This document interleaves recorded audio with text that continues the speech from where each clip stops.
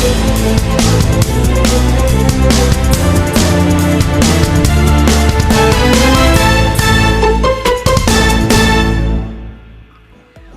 buntag kanatong tanan!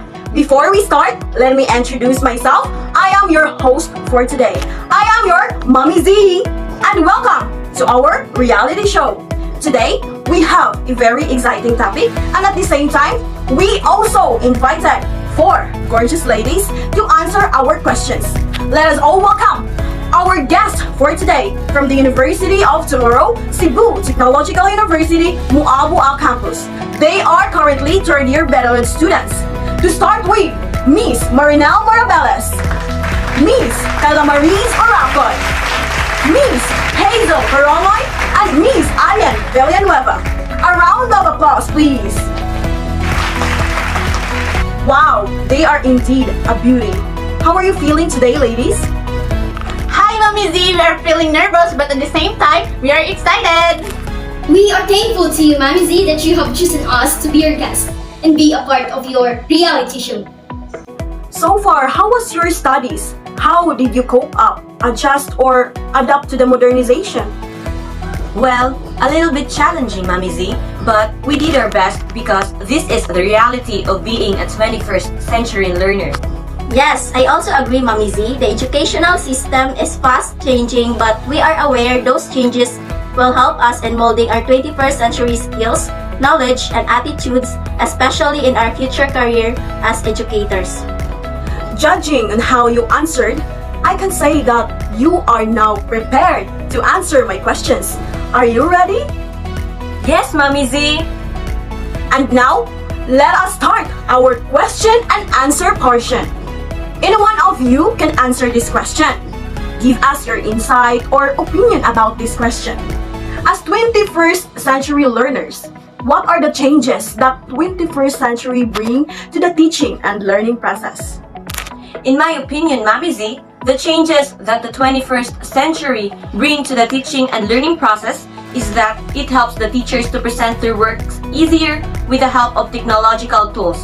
Being able to use digital technologies helps them to lessen their workloads. In that way, learners can be able to understand the lessons because they are able to be happily learning because of the creative and colorful visual they see. Thank you for that wonderful answer, Miss Oracoy. She had the point. And now let us proceed to our second question.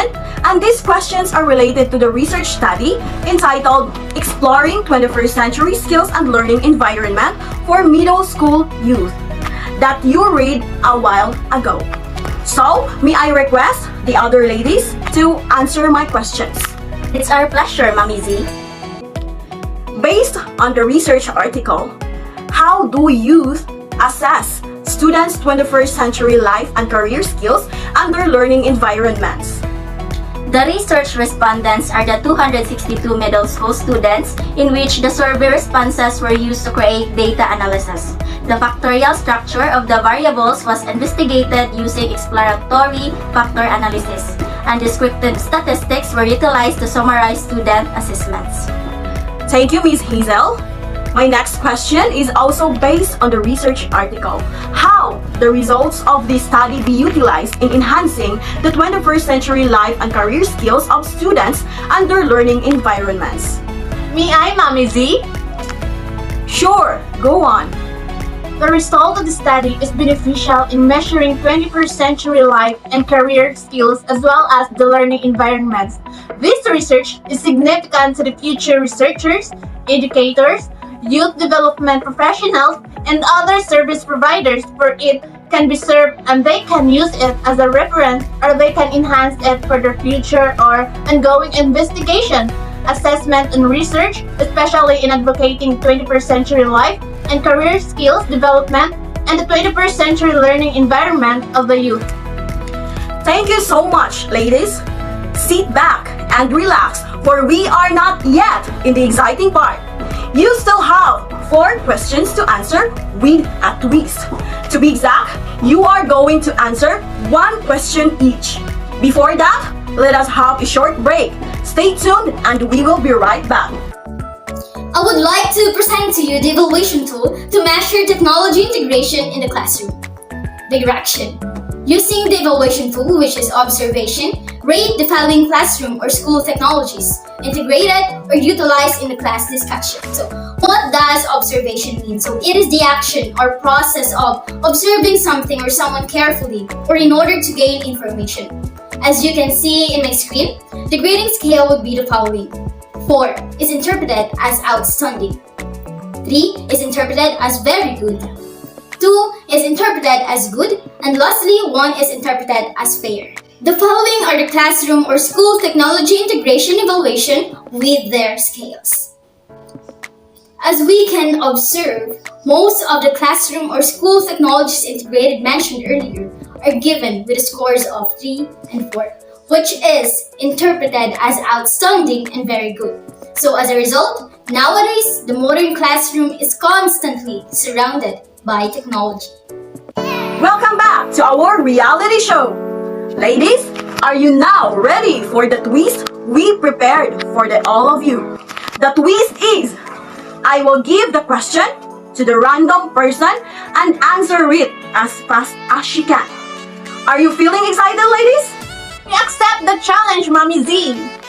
I have here your names, and the one that will be picked is going to answer my question.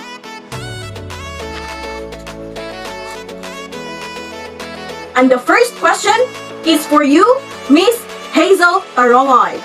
And your question is, will information and communication technology make a difference in the teaching-learning process? How? Yes, technology is indeed a great contribution to education.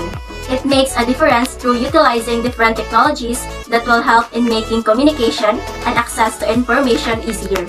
It can also be used in blended learning, in which in online setup, it allows teachers and students to interact without meeting personally. And what's great of it is that students can easily browse and independently learn without the assistance of the teachers. Excellent! So, for the next question, let us have Miss Kyla Maries Oracoy. This is your question. How can teachers effectively use computers and internet in the classroom? As a teacher, we must be responsible in handling those kinds of technologies to know what is right from wrong and know how and when it will be utilized. We should make sure that we are sharing the accurate, reliable, and effective knowledge to the students. Bravo, Miss Oracoy! The next question is for Miss Marinelle Marabeles. And the remaining person will automatically answer the last question. This is your question.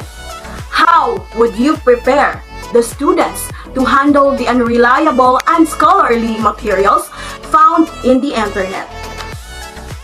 Being a person with more knowledge about those things found in the internet, we should do our part to share awareness to our students, briefing them that not all information found in the internet is reliable, safe, and accurate.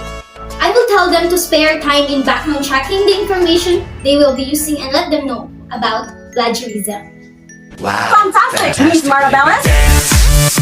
And now, for the last question, it is intended for Miss Ayen Villanueva. This is your question.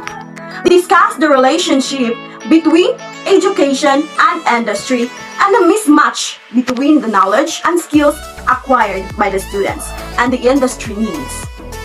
We are aiming to get a degree in education and finish our studies in order for us to have a great future because we already have the knowledge, skills, and prepared to fit in your desired field in the industry and get a stable job.